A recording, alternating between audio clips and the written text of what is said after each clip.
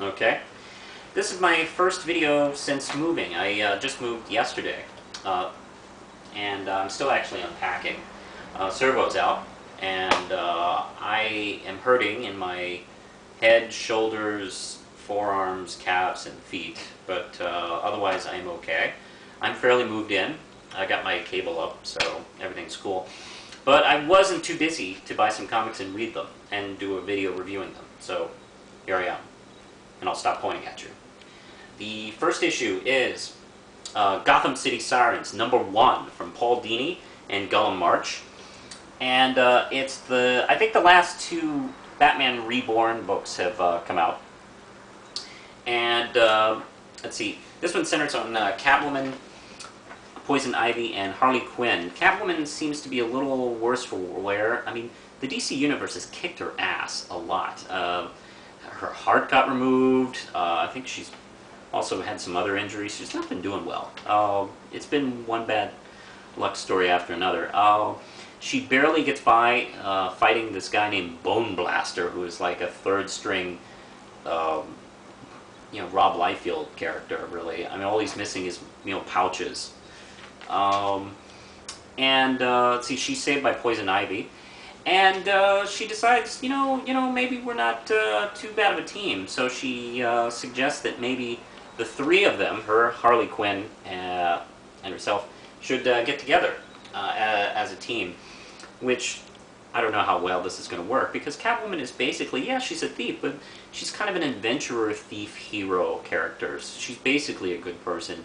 Poison Ivy and Harley Quinn are not basically good people. So the tension is there already. And Zatanna makes a brief cameo. But let's see. Yeah, the heart of the story is just the interaction between the three characters, and it's right there. Every line is great, as well as the art from Gullum March is really terrific. I'm starting to really like this guy. This is 5 RAM chips easy. I definitely recommend it. I love this issue, and I'll be buying this month for month. I even asked the guys at the Trilogy Comics to pull it for me today. Great. Also, I think this is the last, well, these two are the last Batman Reborn books. I don't think there's anything else new coming out. This is Detective Comics 854. This is the first issue where Batwoman takes over. And if you've maybe seen in previous videos, I've mentioned that Batwoman really hasn't interested me that much as a character. I think she's kind of boring, actually. Yeah, she's gay. Ooh, it's 2009. It's less crazy than it was 50 years ago. So, you know what? That's not enough. She needs character traits. And she's still kind of boring, actually. There's been some changes, minor changes. She has cut her hair and cleverly left her hair as sort of a mask, a wig, so people think it's real hair and pull, and oh, I'm surprised. And let's see, she's wisely shortened the heels on her boots. I know it's comic books, but you know what? I know if you run rooftops in 3-inch heels, you're in trouble. Let's see, she is basically trying to take down Religion of Crime, which is a new crime syndicate, led by another, believe it or not, villain named after or completely bases themselves after a public domain children's character, and she calls herself Alice. I really can't wait for her and Mad Hatter to meet. I think he's going to shit himself. Maybe they can team up with Mr. Toad. After all said and done. I don't know. The story is not too incredibly interesting, actually. What really sells this book to me is the art. I think every page is fucking beautiful. I mean, it's a great... I don't know how well this can come over camera, but the panel lining is just amazingly done. The characters themselves are just beautiful. It's just great. A little naughtiness here where you can see underneath her skirt. It's really well done. I just wish it was interesting. Also, there's a backup of The New Question, Renee Montoya. That's a pretty good art and good story. Oh, it's Greg Rucka again and Cully Hanner It's a mystery involving illegal immigration, and this is the kind of stuff I like to see the Question involved in. Real life kind of issues as a backdrop to mysteries and stuff like that. It doesn't make me not miss Vic Sage. I still miss that character. I don't know. I give this 2 RAM chips because of the art, and it's really beautiful to look at, but not really anything to read. I'm not going to be reading it.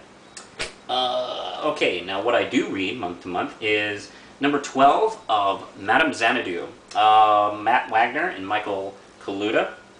It's part 2 of Murder Mystery, Exodus Nor, where somebody's burning up business guys from the inside, and she thinks it's mystical forces at work.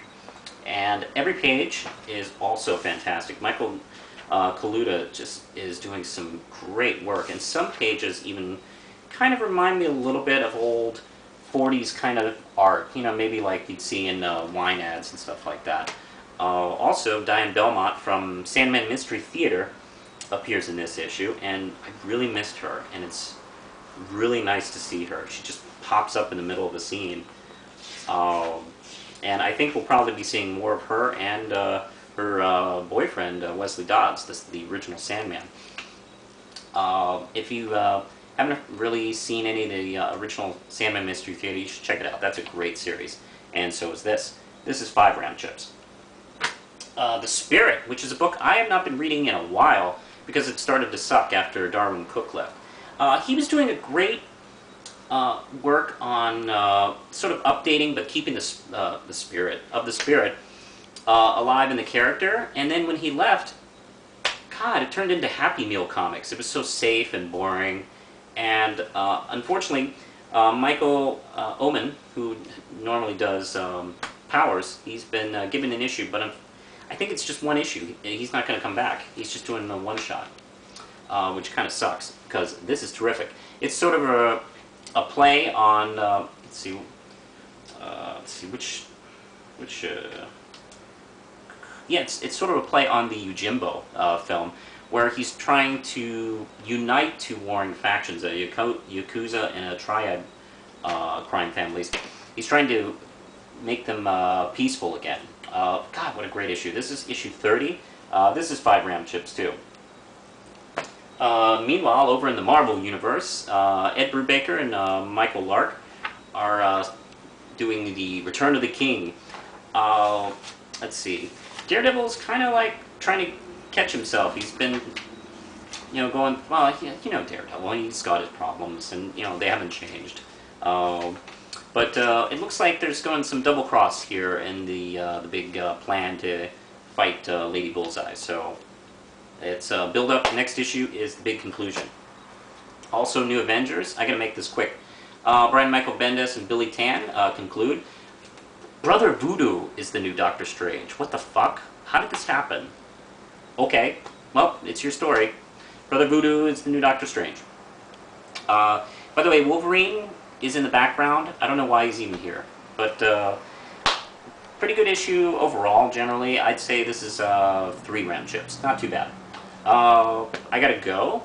But I'm getting closer to my 100th video. And if you have a suggestion over what I need to talk about or review, totally up to you. You let me know, and I will pick one and do it. And if I get some other cool suggestions, I'll just do them in the future. But until then, push the button, Lindsay.